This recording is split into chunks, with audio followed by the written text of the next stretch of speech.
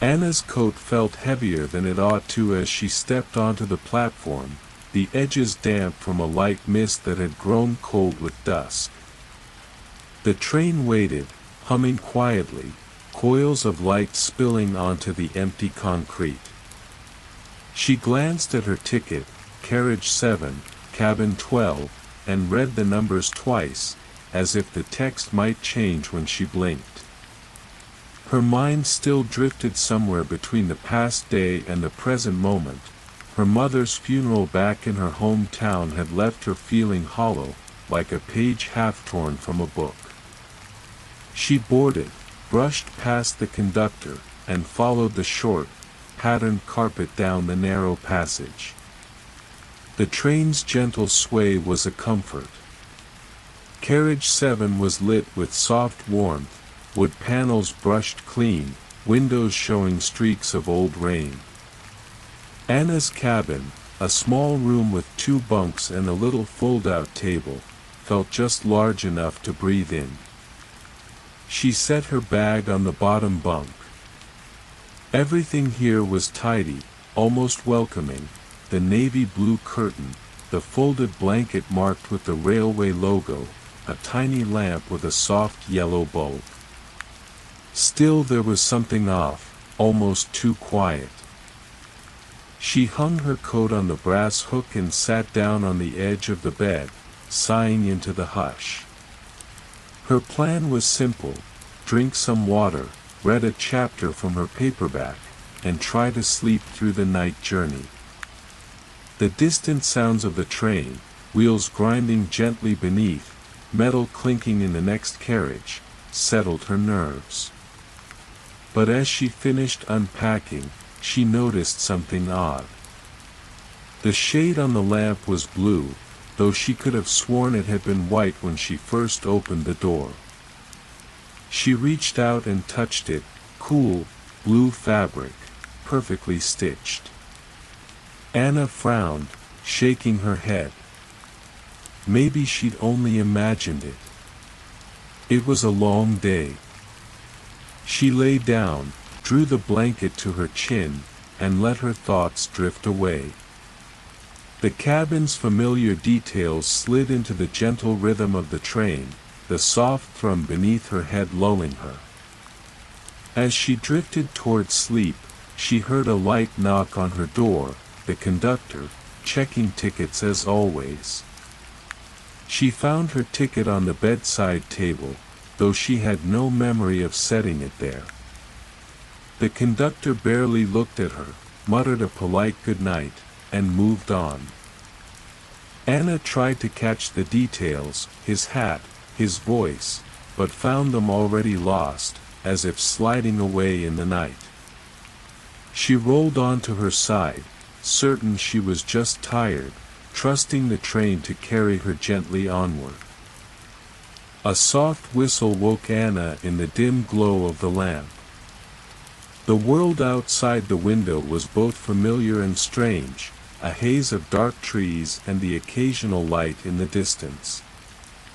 The air in the cabin was just a bit colder. Anna shivered and sat up, reaching for her water. The bottle wasn't where she'd left it. It now rested neatly beside the lamp, label facing her. She was sure she'd set it on the narrow shelf under the window. She retrieved it and tried to ignore the uneasy churn in her stomach. The routine of a night train was meant to be predictable, a comfort for travelers like herself who needed things to go as planned. Anna got up, smoothed the blanket, and tried the bathroom at the end of the carriage.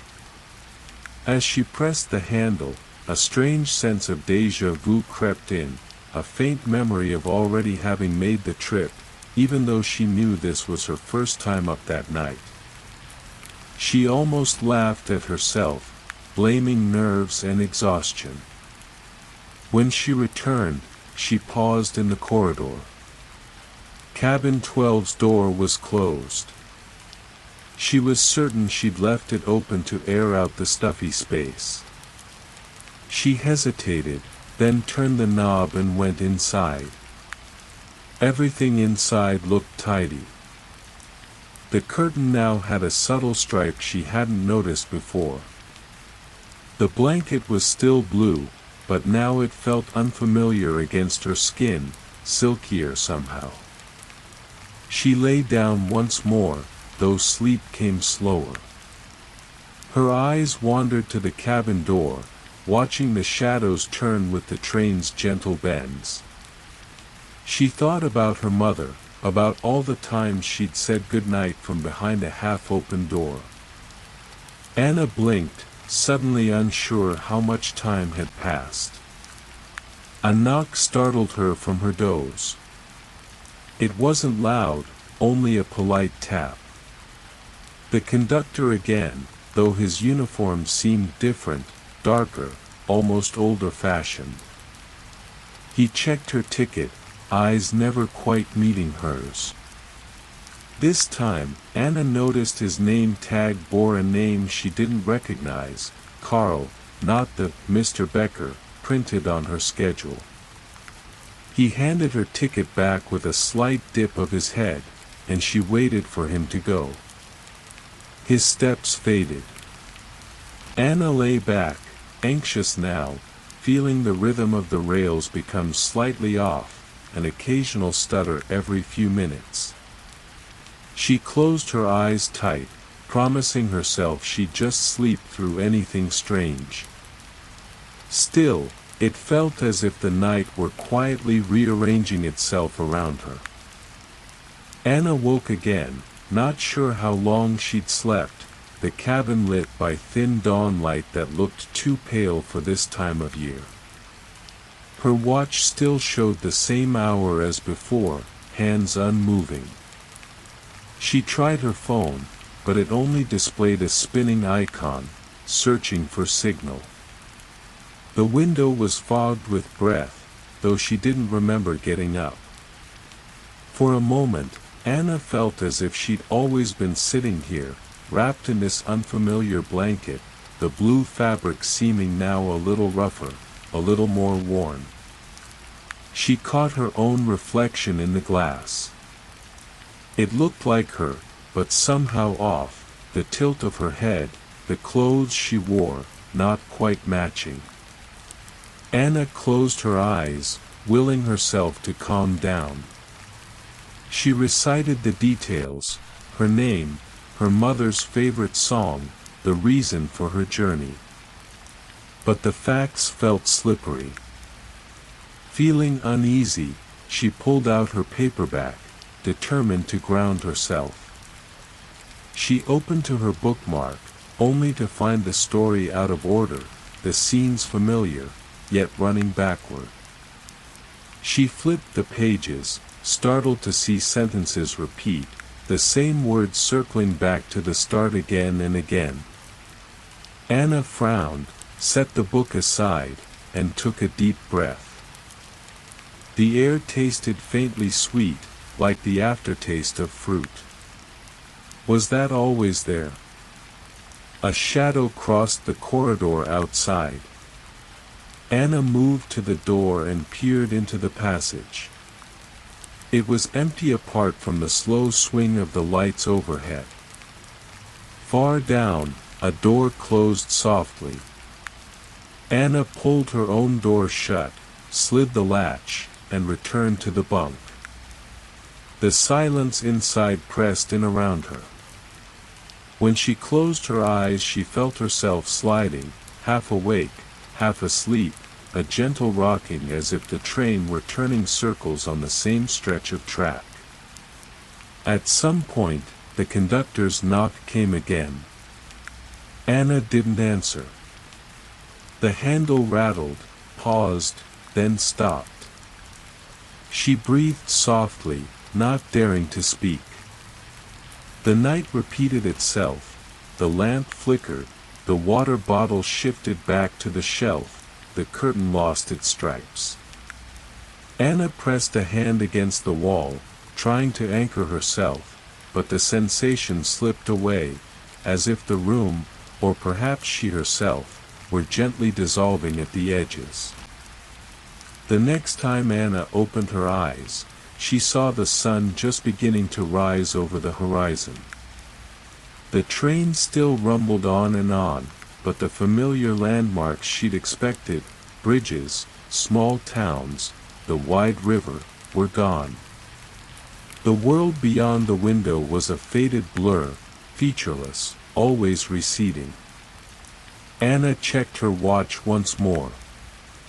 It showed the same unmoving hour. Her phone still spun endlessly for signal. She stood and paced the room, touching every object in turn, the blanket, the curtain, the lamp. Each one felt both right and wrong, shifting softly under her hands, textures changing each time. She stepped to the door and opened it wide. The corridor was hushed, lit by silver morning light. Far down, another passenger stepped between two cabins, but when Anna looked again, the space was empty. She started to walk down the passage, but found herself always returning to her own cabin's door. The numbers on the door, 12, seemed hand-painted, the paint too fresh, too bright. Anna tried again, taking careful steps, counting each pace. Each time, she arrived back at the same door, the same muted hush inside. She closed her eyes, shivering, and listened to the way the rails sang beneath her feet. The sound was steady, calming, but in the background, she heard the faint echo of herself, moving through the same routine again and again. After a while, Anna gave up trying to leave. She sat by the window and watched the dawn light shift, never quite settling. She thought of her mother, of long journeys home, of things said and unsaid. The train cabin grew quieter still, and Anna realized that the world outside, and the order of things inside, were quietly slipping away. As the day stretched on, she drifted in and out of sleep, the soft repetition of her small world becoming all there was.